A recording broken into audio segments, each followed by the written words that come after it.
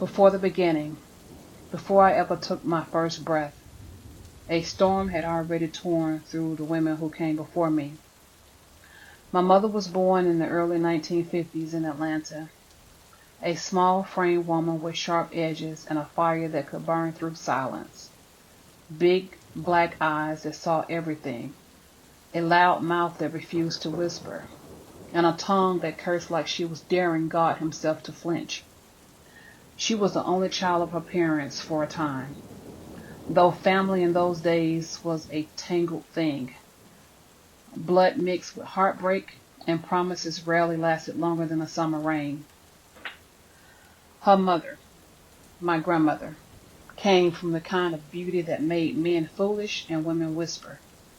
Slender frame, long legs that could dance the night away in smoky juke joints, hair as black as a crow's wing, and eyes like polished marble. She didn't need permission to live loud. She danced, she drank, she lived fast. But fast living in those days came with danger trailing close behind. Before her was my great-grandmother, born in the early 1900s, out of Woodbury, Georgia, a world that didn't give much and took plenty. She lost her mother the day she was born, and her father raised her and her sister with rough hands and little mercy. She picked cotton under the punishing sun and cleaned other folks' houses to survive.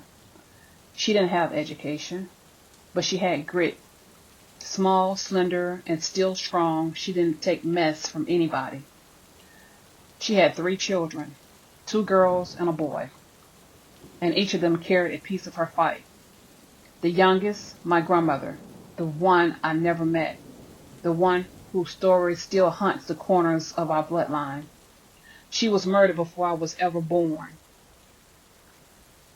The story told in whispers, the kind that make your chest heavy. My grandmother had been sent a man, and whatever love existed between them twisted into something violent. One night, neighbors heard a sound, a deep, broken moan rising from beneath a house. Back then, homes were built high on bricks, open enough for stray dogs or dark seekers to hide beneath. When the neighbor went outside to see, she found a shape, my grandmother, wrapped in a sheet, her body shoved under that house like a sin someone hoped the dirt would swallow. Her face was swollen, unrecognizable. Her head had been beaten so badly that when they pulled her out, even the paramedics turned quiet. At the hospital, she lingered between this world and the next, her body fighting, her spirit fading. My great-grandmother stayed at her bedside until the doctor called her into that cold, white hallway and told her the words no mother should ever have to hear. There's nothing else we can do. My grandmother died in her 30s. My mother was only 15. No one ever spoke about what happened after that day. How my mother screamed, if she did at all. Whether she fell silent, whether she broke, or just buried the pain somewhere deep enough that even she couldn't find it. Back then, there was no therapy, no justice, no one asking if she was okay. There was just survival. The man who killed my grandmother was arrested, but not for long. He didn't rot in a cell. He didn't pay the price. From what I was told, he went on to become a preacher, a man of God. Can you believe that?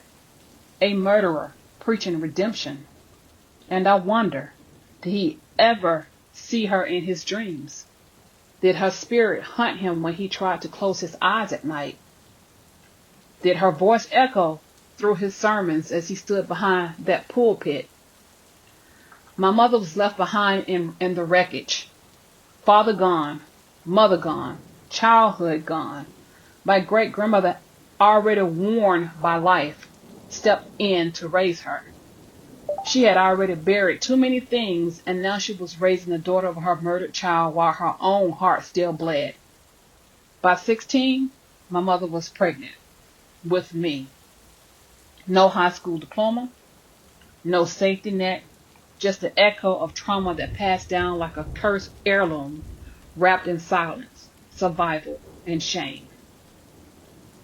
And me, I came into this world in the early 70s, wide-eyed and unknowing, a child born from tragedy, birthed through brokenness, and never got to meet my grandmother.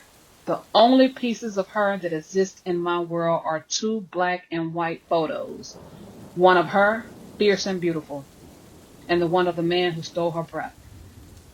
She was flawless, strong jawline, full lips, dark skin that glowed even through the photograph's grain.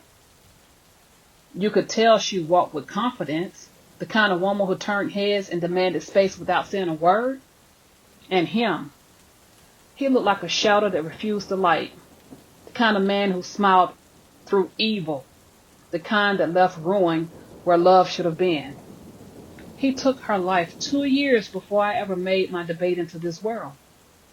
Sometimes I stare at her photo and wonder if she sees me, if she knows I've been trying to tell her story, if she's proud that the blood she left behind still breathes fire. And yet, I can't shake the question that haunts every generation before and after her. When does the curse end? Because maybe, just maybe, I was born to be the one who finally breaks it. To be continued.